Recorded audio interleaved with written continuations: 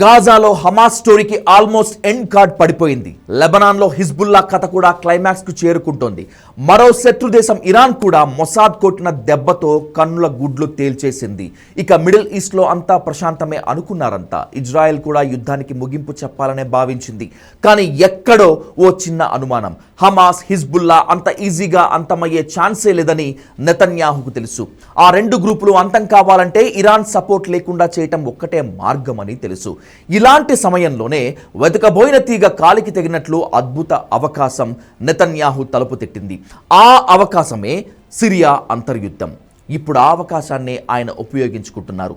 సిరియాలో విధ్వంసం సృష్టిస్తున్నారు. అయితే హమాస్ హిజ్బుల్లా అంతానికి సిరియాలో ఇజ్రాయెల్ సృష్టిస్తున్న విధ్వంసానికి లింక్ ఏంటి? మిషన్ సిరియా వెనుక మొసాద్ మాస్టర్ స్ట్రాటజీ ఏంటి? ఈ స్టోరీ చూద్దాం.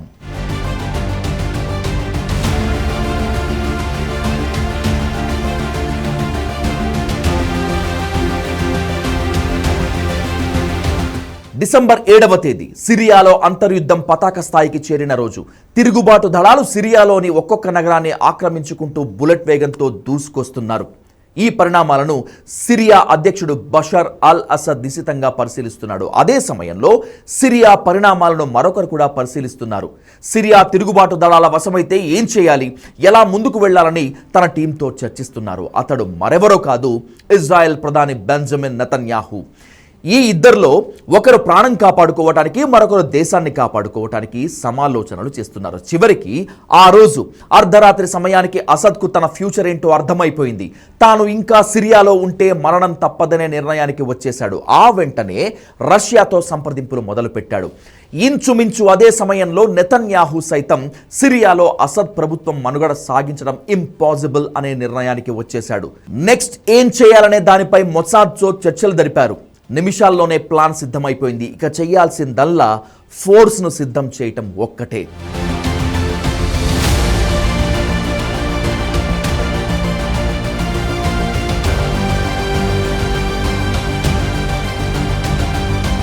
వందకు పైగా వ్యూహాత్మక స్థావరాలు, యుద్ధ విమానాలు, క్షిపణులు, సబ్మరైన్లు, యుద్ధ నౌకలు, వీటిలో ఒక్కటంటే ఒక్కటి కూడా మిగలకూడదనేటువంటిది నెతన్యాహు ఆలోచన. కానీ లక్ష్యం అంత చిన్నదేం కాదు. అలా అని ఇజ్రాయెల్కు అదంత కష్టమైన పని కాదు.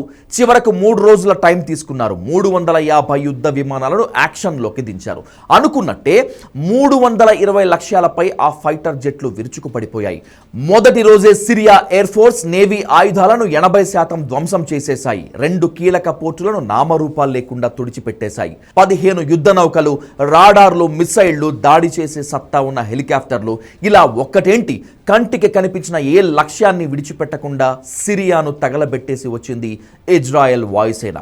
జస్ట్ 48 గంటల గ్యాప్లోనే 480 దాడులు చేసి సిరియాలో అల్లకల్లోలం సృష్టించింది. ఓవైపు ఆకాశం నుంచి విరుచుకు పడుతుండగానే మరోవైపు 1974 నాటి లైన్ ఆఫ్ కంట్రోల్ ఒప్పందాన్ని ఉల్లంఘించి మరీ ఐడిఎఫ్ సేనలు సిరియాలోకి చొచ్చుకుపోయాయి. సిరియా రాజధాని డమాస్కస్కు 20 కిలోమీటర్ల దూరం వరకు ఐడిఎఫ్ యుద్ధ ట్యాంకులను తీసుకెళ్లింది. ఈ డెడ్లీ మిషన్ కోసం ఎప్పట్లానే మొసాద్ ఏళ్ల తరబడి సేకరించిన ఇంటెలిజెన్స్, ప్లానింగ్ ఉపయోగపడ్డాయి. కానీ నెతన్యాహు సిరియాను ఈ స్థాయిలో ఎందుకు టార్గెట్ చేశారనేటువంటిదే ఇప్పుడు ప్రశ్న.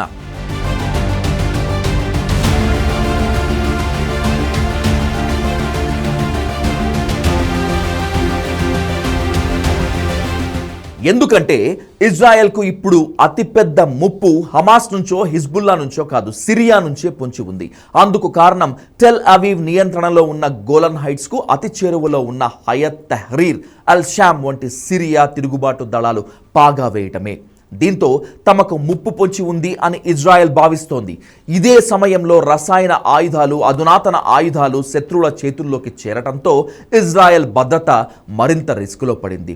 ఈ ముప్పుతో పాటు సిరియా సంక్షోభం ఇజ్రాయెల్కు మరో అవకాశాన్ని అందించింది. ఇరాన్ మద్దతుతో సిరియాలో దశాబ్దాల పాటు అధికారంలో ఉన్న అసద్ ప్రభుత్వం కూలిపోవటం వల్ల మరో అవకాశం లభించినట్లు అయింది.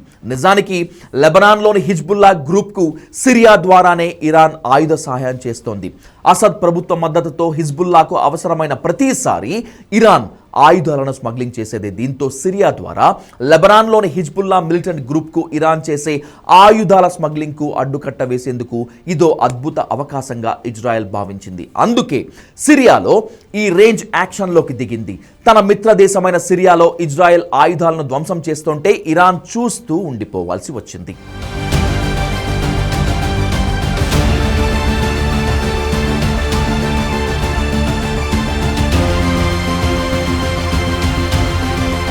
ఇదిలా ఉంటే సిరియా సంక్షోభం పశ్చిమాసియాలో వ్యాపించకుండా చూడటమే తమ కర్తవ్యమని ఇజ్రాయెల్ చెప్తోంది. సిరియా ఆక్రమణ వార్తలను ఖండించిన ఇజ్రాయెల్ రక్షణ మంత్రి బఫర్ జోన్ను తమ ఆధీనంలోకి తీసుకున్నాక దానికి మించిన సెక్యూరిటీ జోన్ ఏర్పాటు చేస్తామన్నారు.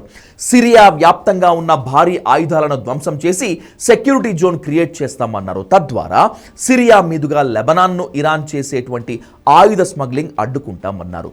సరిహద్దును మార్చాలని లేదా సిరియాను ఆక్రమించాలనేటువంటిది తమ లక్ష్యం కాదని ఇజ్రాయెల్ ప్రకటించింది. ఇది వ్యూహాత్మక ఆపరేషన్ మాత్రమే అంటోంది. సింపుల్గా చెప్పాలంటే సిరియన్ ఆర్మీని కుప్పకూల్చడం ద్వారా తమ సరిహద్దులను సురక్షితంగా ఉంచుకోవాలనుకునేటువంటిది ఇజ్రాయెల్ స్ట్రాటజీ. ఈ ఆపరేషన్ ద్వారా ఇప్పటికే దెబ్బతిన్న హమాస్, హిజ్బుల్లాను తిరిగి పుంజుకోకుండా చేయొచ్చు. ముఖ్యంగా ఇరాన్ నుంచి ఆ రెండు గ్రూపులకు ఉన్న లింకును తెంచేయొచ్చు. ఇప్పుడు నెతన్యాహు చేస్తోంది అదే.